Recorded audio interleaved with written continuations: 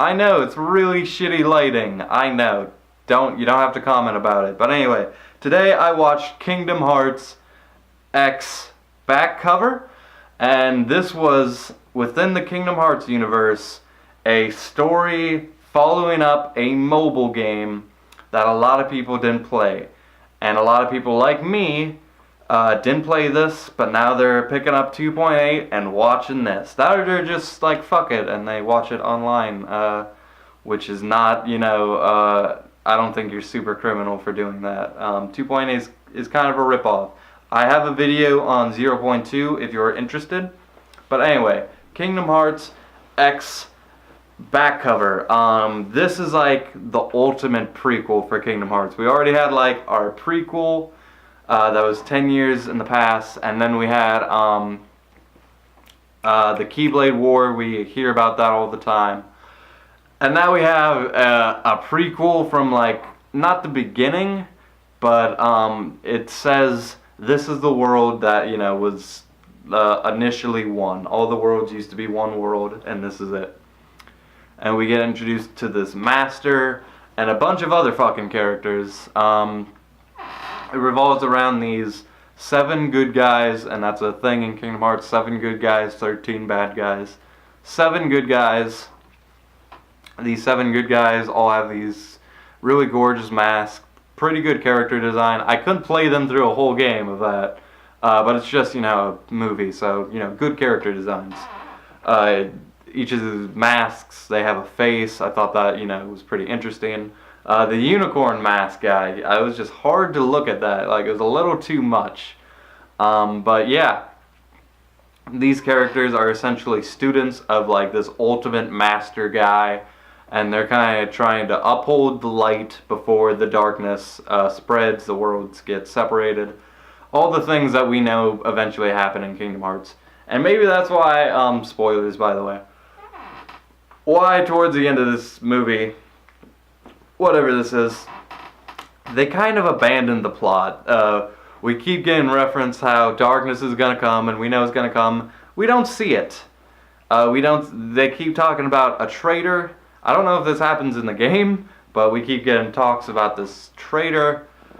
One of the 7 is alluded to be a traitor, working for darkness, and it doesn't seem to happen. There's either not a traitor, the master was the traitor, or one of them actually becomes a traitor. And you put in your mind, is it this one? Is it this one? It's not the obvious one. It's not the second most obvious one. And so you're kind of like, unless I miss something, there's no traitor. But we don't get the end of the story. The story ends with this little side thing with a new character given a Keyblade by the master. It's this ultimate fucking Keyblade. Everyone has a fucking Keyblade. It's like the Super Saiyan now. It's a Kamehameha wave. He's given this Keyblade, he's given a box, and he's sent on his way. And we see him in 0.2 a little bit. And that's where the story ends. Again, I'm going to give this one a positive score. Not that this score is like essential, but I'm going to give it a positive score because it's Kingdom Hearts, and I'm super invested in this universe and lore. And that bullshit argument. I'm not gonna hold this film like on this pedestal though. It's still I don't want to use the word objectively, but I think the consensus should be that this isn't okay.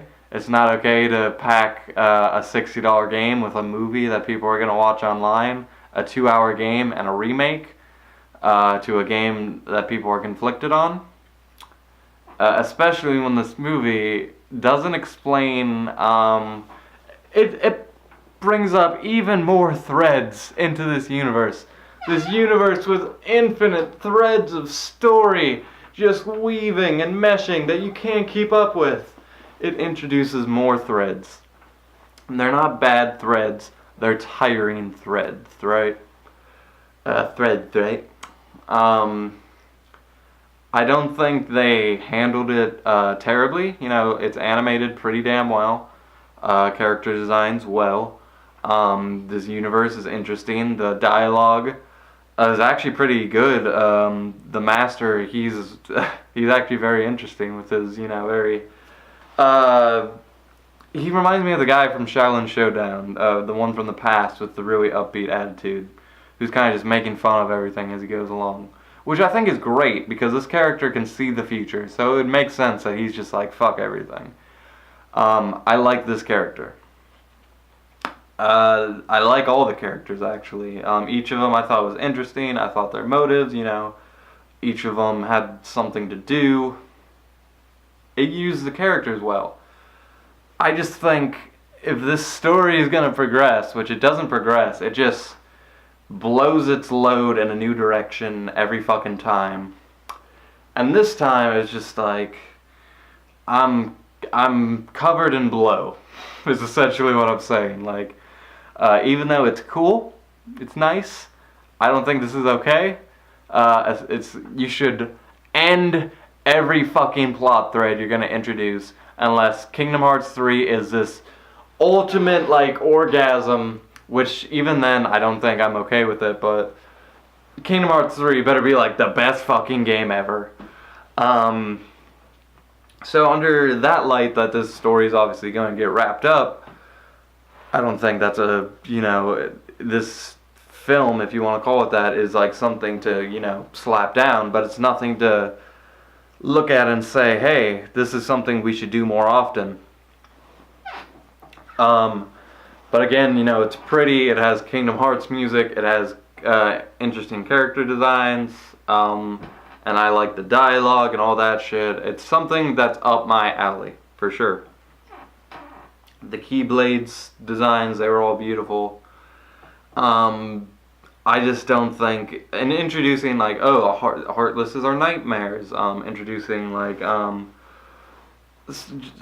this fucking box and this Keyblade with this eye that can see the future, time travel, all these endless Kingdom Hearts things that never end, never get wrapped up properly. They just have these big payoff moments and then they like sizzle into something new. And hopefully this all gets wrapped up, and if it does, maybe I'll come back and give this like a 7, but as it stands right now, it's a light 6 for Kingdom Hearts back cover. I hope you enjoyed my thoughts, and if you did, let me know what you think, and with that,